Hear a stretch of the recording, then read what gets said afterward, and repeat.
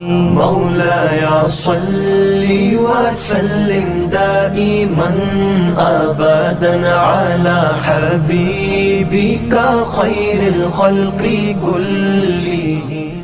بڑے بڑے سمجھدار لوگ نفسیاتی ہو جاتے ہیں، بڑی بڑی سمجھدار خواتین نفسیاتی ہو جاتی ہیں۔ میری ساس باتیں کرتی ہے، میری نند باتیں کرتی ہے، مجھے فلانا باتیں کرتا ہے، مجھے فلانا۔ بھائی باتیں، جس کے منہ میں زبان ہے اس نے بات تو کرنی ہے۔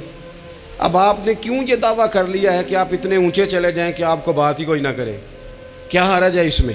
اگر کوئی آپ کو بات کر دے تو کیا ہیں ہم؟ کسی نے کر لی تو پھر کیا ہوا؟ اس کا اتنا اثر قبول کرنا کہ ساری رات سونا ہی نہ، پریشان ہو جانا۔ اور بعض لوگ ایسے ہیں جنہیں اتنی باتیں نہیں ہوتی جتنی انہیں ٹینشن ہوتی ہے۔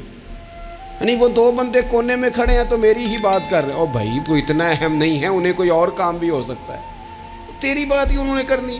بلا وجہ لوگ سمجھتے ہیں کہ میں بڑا اہم آدمی ہوں، وہاں بھی مجھ پہ تبصرہ ہو رہا ہے، یہاں بھی ہو رہا ہے۔ اس پہلو سے باہر آئیں، اس کمپلیکس سے نکل آئیں۔ ابن حزم کہتے ہیں کہ مصر میں ایک تاجر بڑا کامیاب ہو گیا تھا، بڑا کامیاب تاجر ہو گیا۔ تو زندگی میں جتنے لوگ بھی کامیاب ہوتے ہیں ان سے حسد ہوتا ہے، اس سے بھی اس کے ارد گرد کے لوگوں نے حسد شروع کیا۔ اب تاجروں نے پلاننگ کی کہ اسے خراب کیسے کرنا ہے۔ وہ ایک دن اپنے گھر سے نکلا، سفید کرتا سفید پگڑی باندھ کے باہر۔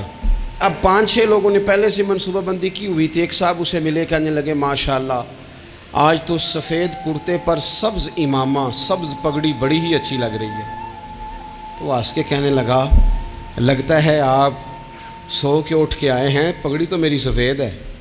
اس نے کہا چلو پگڑی تو سبز ہی ہے، باقی آپ نہیں مانتے تو آپ کی مرضی۔ وہ آگے بڑھا تو اب چونکہ پلاننگ تھی تو ایک شخص اور ملا، اس نے کہا کیا بات ہے، سفید کرتے پر آپ کا پیلے رنگ کا امامہ کیا جچتا ہے؟ اس نے کہا یار کو خدا کا خوف کر۔ ہنس کے کہا کیا ہو گیا، تیری اینک کا نمبر تو نہیں تبدیل ہونے والا ہوا؟ اور بھائی میں نے تو سفید کرتا اور سفید ہی امامہ باندھا ہے۔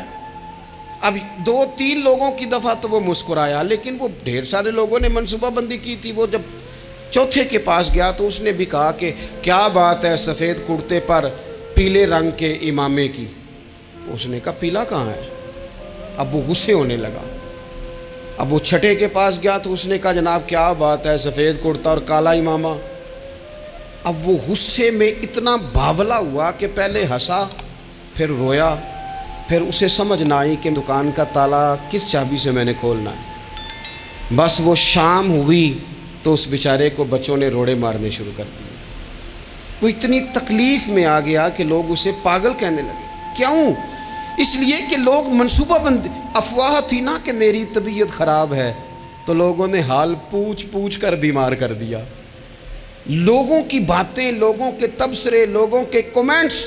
بولے امام شافعی، امام شافعی فرمانے لگے لوگوں کی باتیں پتھروں کی طرح ہوتی ہیں، یہ روڑوں کی طرح ہوتی ہیں، اگر انہیں کمر کے اوپر رکھ لو گے نا تو یہ تمہاری کمر توڑ دیں گی، اور اگر تم ان کو اپنے پیروں کے نیچے رکھ لو گے تو تمہارا قد اونچا ہو جائے گا۔ بس دنیا میں وہ لوگ پریشان ہوتے ہیں جو لوگوں کی باتوں کو کندھوں پر سوار کر لیتے ہیں، جو پیروں کے نیچے رکھے، جو پاؤں کے نیچے رکھے ان کا قد۔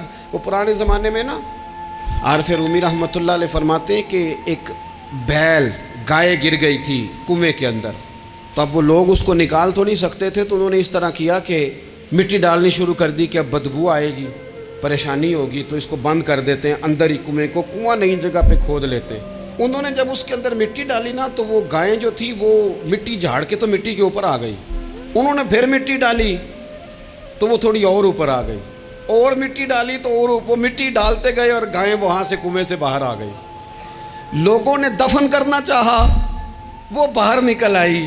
اور میرے بھائی لوگ بھی اپنی باتوں میں دفن کرنا چاہتے ہیں، لیکن یاد رکھنا جو چمکنے والے تھے وہ چمکتے ہی رہے، جن کو اللہ نے عزت دی تھی ان کی گھٹائی کوئی نہیں سکا۔ اتنی لمبی زبانیں کھول کے لوگوں نے صحابہ کے بارے میں باتیں کی، لیکن سورج چمک رہا ہے صدیق اکبر کی شان کا، عظمتیں دمک رہی ہیں فاروق اعظم کی، عروج ہے جناب فاروق اعظم کو، نگر نگر گلی گلی دنیا علی علی کرتی چلی جا رہی ہے۔